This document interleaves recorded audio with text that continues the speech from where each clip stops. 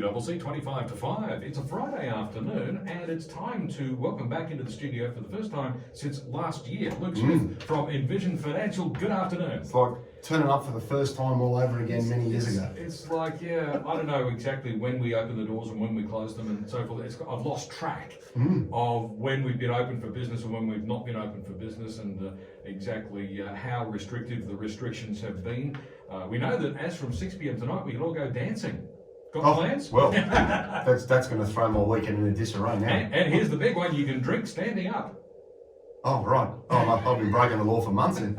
I don't stand up to drink. I like a nice comfortable armchair. Mate, I'm with you. Yeah, show me the couch. Exactly right.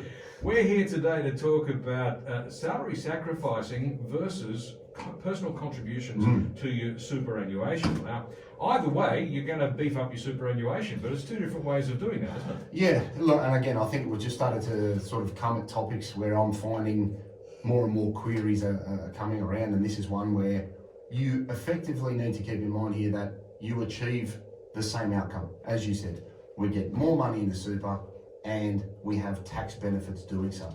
But if we sort of break down the two differences, a personal contribution is simply where you use your own money to add to your super balance. So that could come from the offset account of your house, that could come from Lotto, that could come from your husband or wife's purse, wherever you can get your hands on it.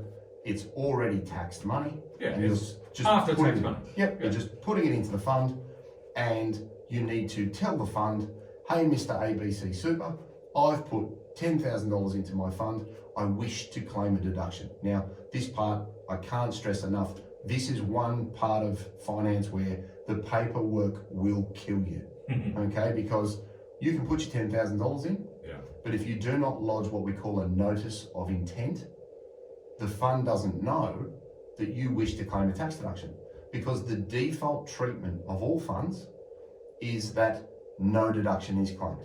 Yeah. So the notice of intent is vital because it says to the fund, hey, Mr. ABC Super, I've put $10,000 in. I'd like to claim $10,000 as a tax deduction. And what the fund will do is they will write back to you as the member, and they'll say, hey, Mr. Smith, thank you very much for your contribution. We have treated it accordingly. Now, it doesn't sound like much, but if you can't show to your accountant or prove to the ATO that that has been acknowledged, it's highly unlikely that when you lodge your personal tax return, your $100,000 salary and tax payable will not be reduced to $90,000, and therefore you will miss out on the tax concessions between your marginal rate and 15% being the contribution rate for super. So this is vital. I can't stress it enough. Paperwork, paperwork, paperwork. Which is why we have professionals like you. Which is why the girls in my office just love filling out the paper. Exactly. So, you just need to keep in mind here, we're still getting money in, but we're using our own money. We need to tell them about the deduction. We need to fill in the contribution, and we can do the contribution at any time in the financial year. Now, people say, well, why one over the other? Let's say you've got a non-deductible mortgage, okay? People are saving into their offset account, filling it up. You're paying down what you owe in the bank, which is reducing the interest that they charge you because it's calculated daily. Yeah. Then at the end of the year, you can take the money that you've been putting into your offset account, you can pull that out, you can put that into the super fund, claim a tax deduction, and you've effectively had two uses for the same money. You've saved interest on your home during the year, filled up your offset account until June, then in June you've pulled the money out because the money must be cleared by the 30th of June in the super account. So you don't want to get too cute and leave it to the 28th because that also results in tears. Put the money in the super fund, claim the tax deduction, and then your taxable income will fall for that year. So that's why you would go down the personal road and the key things that you would look to do. Salary sacrifice is that old school adage of let my boss put some money into super for me, reduce my pay on a fortnightly basis, and effectively bring forward the deduction. Now, if you go down that road, that's worked for many, many years. You don't claim the deduction, work does, so there's nothing you need to tell your fund. It's taken out on a fortnightly basis or monthly basis, depending on your employer. Therefore, your salary's coming down and your contributions are going into super. Now, if you don't have a house to pay off or you just want to build super as your priority, that may be better for you than a personal contribution. It's not that one is better or worse than the other. It's a bit like saying, what sort of car do I need to drive? I said this in a meeting yesterday. At 6'4", 6'5", I don't have a Mini. I'm not anti-Mini. Yeah. It's just Not my for you. knees would be around my ears driving it, Yeah. so I don't have a Mini. So I'm not saying here at any point, this one's better than that one. I guess I'm really stressing that do what you need for you and what works for you and your situation and your choices. Now, let's just keep this nice and clear. When you go down the avenue of salary sacrifice, you're giving up a part of your salary, and that then goes into your superannuation instead. So is that before tax? Correct, that's right. It is before tax, and it's done by your employer, so your wage will come down commensurately in the fortnight periods that you're remunerated. So although your wage will fall, so will your tax. Exactly right. And for those sitting in the car going, well, that's far better than personal, all you're doing is you're claiming the deduction at the end of the year with a personal contribution, or you're effectively revising your tax payable during the year for salary sacrifice.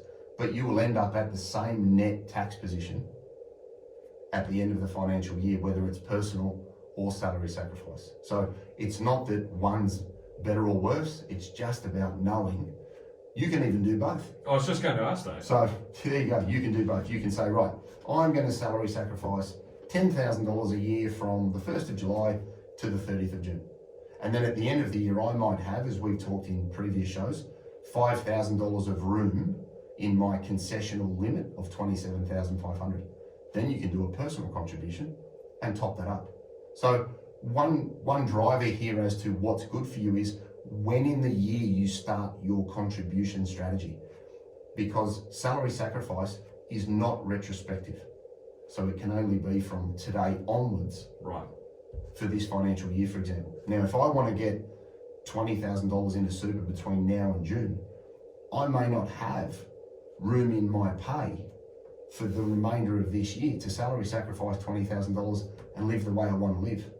So you might do some and then a personal contribution in June, or you might say, well, on the 1st of July, I'll do salary sacrifice, because if I have a couple of gins on a Friday night, there's a very good chance that some packages will be arriving next Wednesday from eBay. So to eliminate me losing control of my savings, I'll salary sacrifice because it's regimented and it's taken out my inability to save or temptation or whatever you need to get the job done, because everybody has different skills and different attitudes towards saving. So what should people consider when they're thinking about what's a right fit for them? Yeah, so I think about when you're going to start your contribution strategy. If you're starting early in the financial year, then salary sacrifice is fine and you can make a personal contribution to top it up at the end of the year. If your priority is to pay down your home, then you'd like to see more money build up during the year into your offset account, and then you could use a personal contribution at the end of the year. If you've got a chunky or lumpy income stream, let's say you're a contractor or you're self-employed and some months it's good, some months it's bad, some months it's fantastic. A personal contribution in the good months can help you allocate money during the year or save up until the end of the year and have a separate account for working capital and then add to super at that point. So you need to think about, how am I going to fund it? Where am I going to fund it from? And what are my personal attributes that will either help me or hinder me in being consistent? Because consistency is the important thing. And you just need to think about what you need. If you want to make some bigger contributions at the end of the year, great, personal contribution. If you want to do salary sacrifice during the year and then top up at the end of the year, that's great too. So don't think that you have to do one or the other. Just do what's right for you, but be across your strategy and know what your objective is. So basically, you've got a choice where you can set and forget through salary sacrifice, which is probably great for if you don't want to have to worry about things and don't want to spend time thinking about it. It just happens automatically. But then the other option is to do that catch up at the end of the financial year. Yep, that's right. And again, it just comes down to people's cash flow. I find it's good to do both. If you're a diligent saver and you're one of these, I've got 45 accounts for everything, then you'll be filling up your super account anyway, and you know that you'll always have the money. The frustration for me is planning that with clients who then fall to temptation because now we can travel and instead of going and putting money into super, they took the family to Hawaii. And we have a conversation at the end of May and go, right, where's, the money you've been saving, where is it? Oh, well, yeah.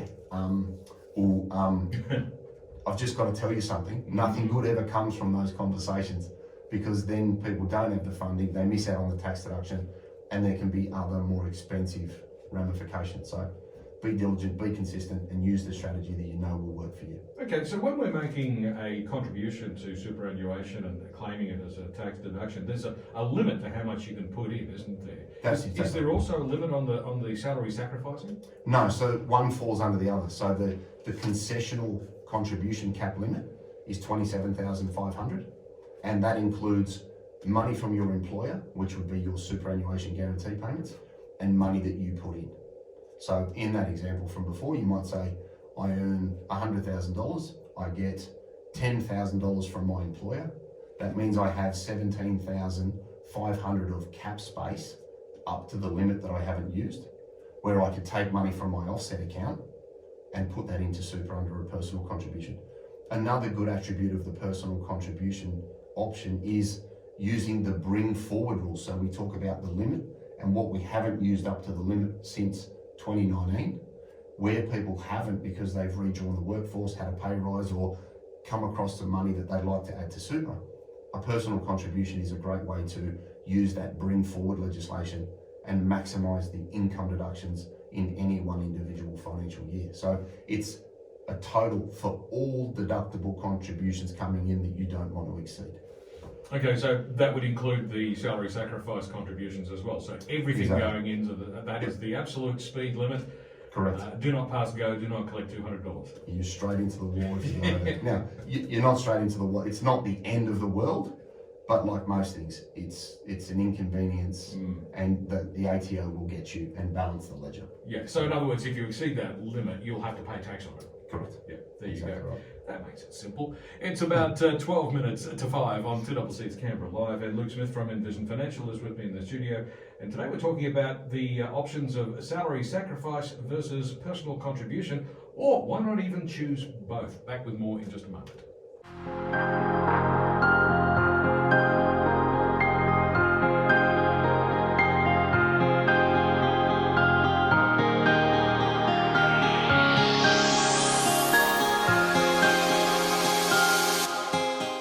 About 8 minutes to 5 on 2CC Canberra Live, and it's a Friday afternoon, which means we're talking dollars and cents with Luke Smith from Envision Financial. Today we're talking about, do I salary sacrifice into my super, or do I make a personal contribution, or, shock horror, maybe even both? So Luke, what are the key things to remember when we're thinking about what's right for you? Yeah, you can have your cake and eat it too, and I think that's the important thing to take from this. It's not this or that. Yeah. It's very much what suits your situation, what's your broader strategy, what's the timing. Because if you're 35, you may not want to make a super contribution up to $27,500. But as I said this week, if you're 2 or 3 years from it, getting to 60 where you could retire and access your money tax-free, get as much money in there as possible to reduce your income tax, but also then bolster the base from which a tax-free pension can be drawn at 60. So make sure you understand your strategy and you plan ahead. Don't leave it to the last minute, but if you do and you're that way inclined, use a personal contribution. Know where you can source your money from. If you think about taking the money out of an offset account and paying 2.2% to put it into superannuation and save 25 to 30%, depending on your marginal tax rate, I don't have a doctorate of mathematics, but that's not a bad rate of return, 24% on 2% cost. So think about it. Use your offset, use your resources, because it's a great way to fund it. Start a transition to retirement pension if you want to fund a personal contribution. As we've said before, a little bit of black magic. Pay the transition to retirement pension out to yourself over 60 tax-free, then use that money and put it straight back into another super fund as a personal contribution and claim a deduction. So know what you're going to do, know where your money's coming from, know what your paperwork requirements are. Paperwork when it comes to the personal contribution. And then throw this past your trusted advisor, your accountant and the like, so that you know that it's right for your broader situation. Because some people put $25,000 or $27,000 into super, earning $40,000 of income, which is actually detrimental to their overall tax position. So don't just assume that it's great.